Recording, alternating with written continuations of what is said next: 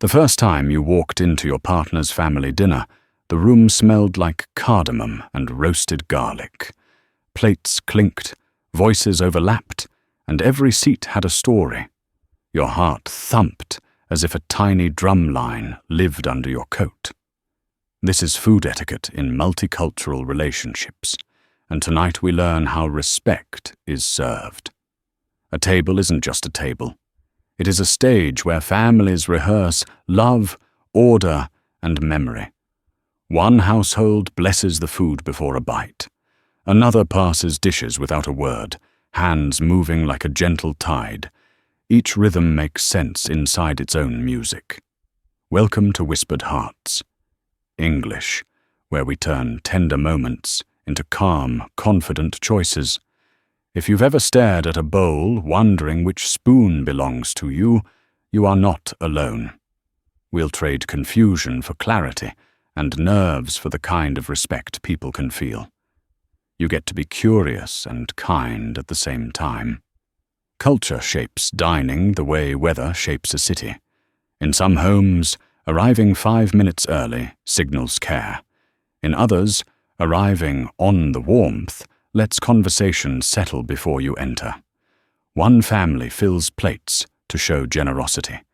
Another waits for the eldest to lift a fork before anyone moves. Have you noticed which rule your body expects? But here's a curiosity to carry into your next meal. What if your near miss at dinner wasn't about forks or chopsticks? What if it was really about what each family believes makes a person considerate? If you knew that, would your hands feel steadier? Think about the way hands speak at the table.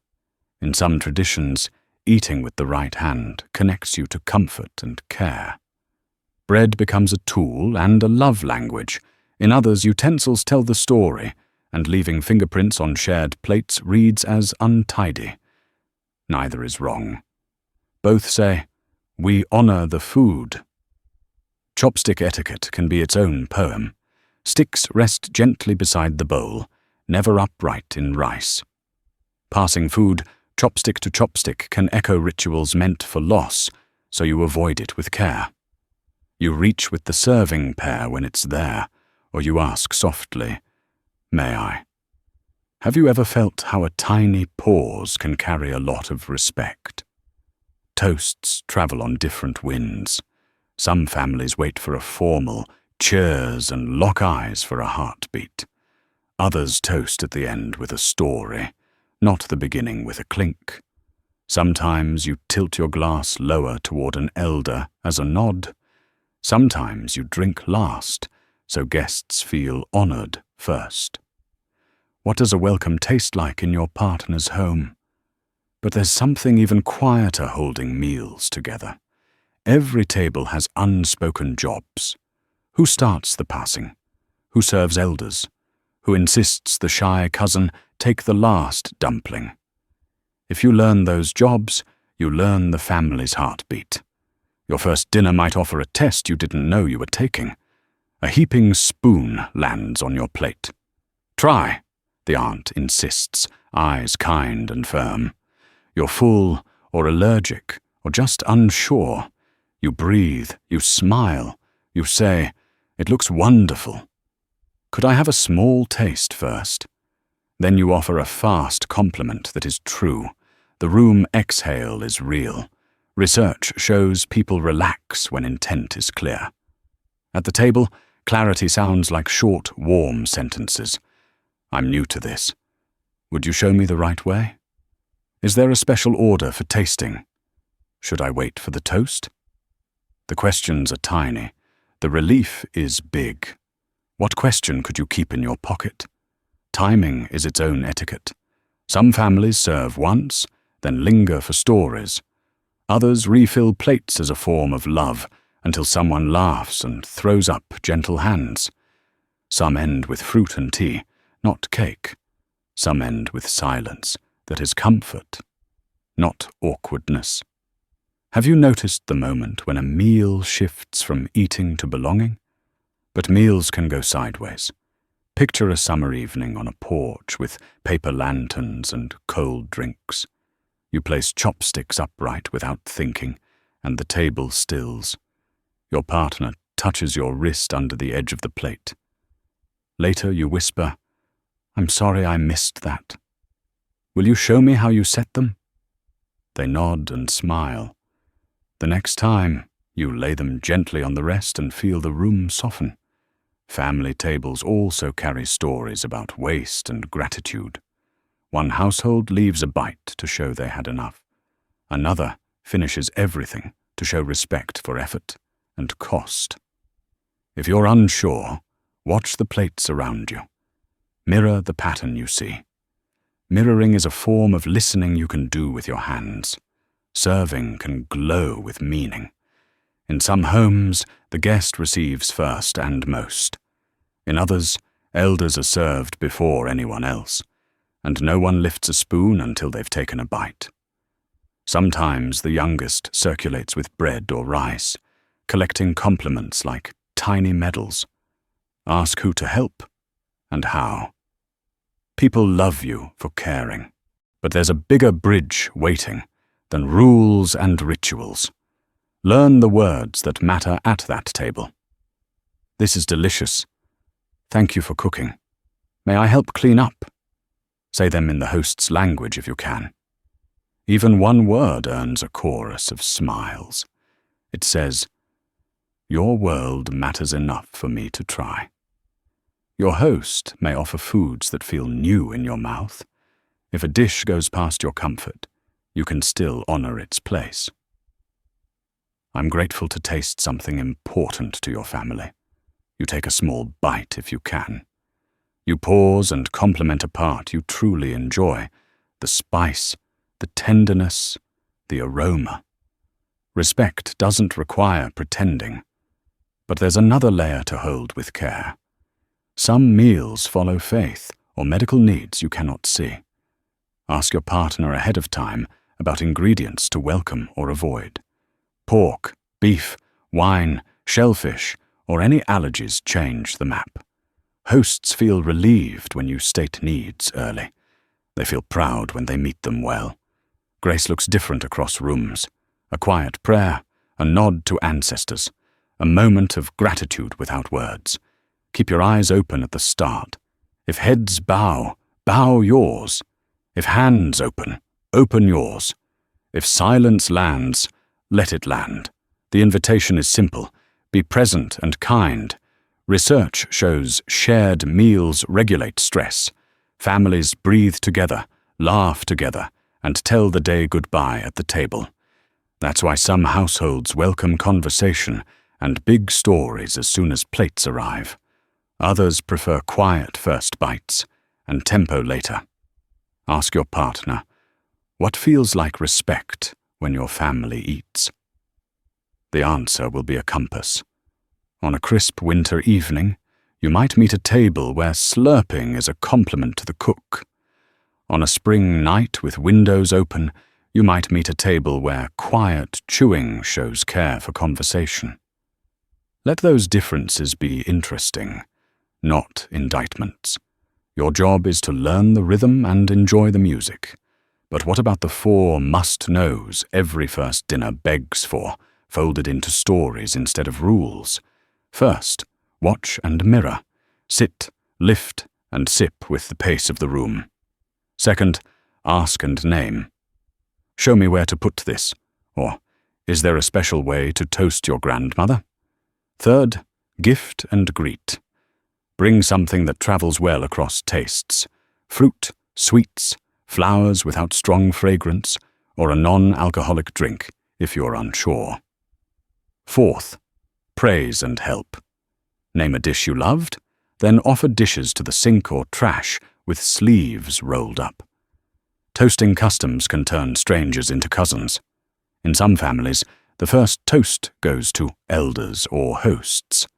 In others, the youngest floats a playful cheers halfway through dessert. Learn the right volume. Some rooms toast softly like a secret. Others roar so the kitchen laughs. Either way, look at the person as you lift the glass. That look says everything. Seating matters more than you think. A chair near the elder might be a sign of honor. A chair at the end might be for the host who gets up often. If someone motions you forward, accept it with gratitude.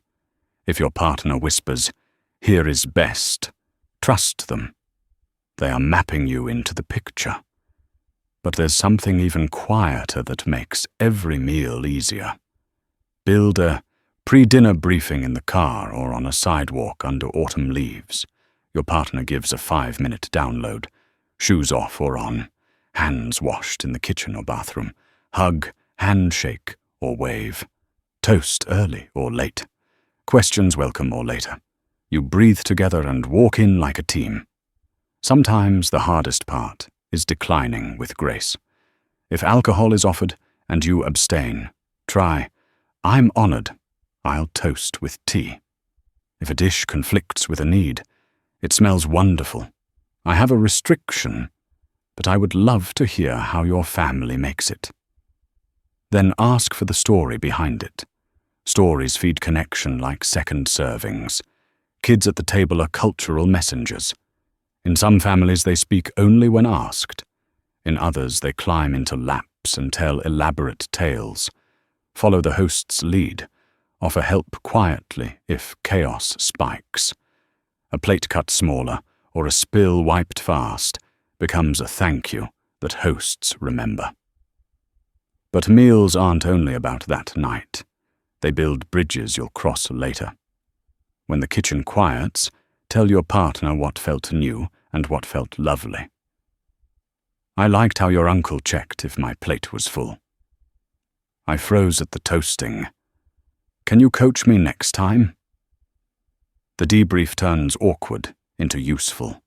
Repair matters when everything goes wrong at once. Imagine a summer backyard feast, grills hissing, laughter loose. You used your left hand for a shared platter and watched an aunt flinch. Back in the car, you say, "I stepped on a line I couldn't see. I'm sorry." Then an action.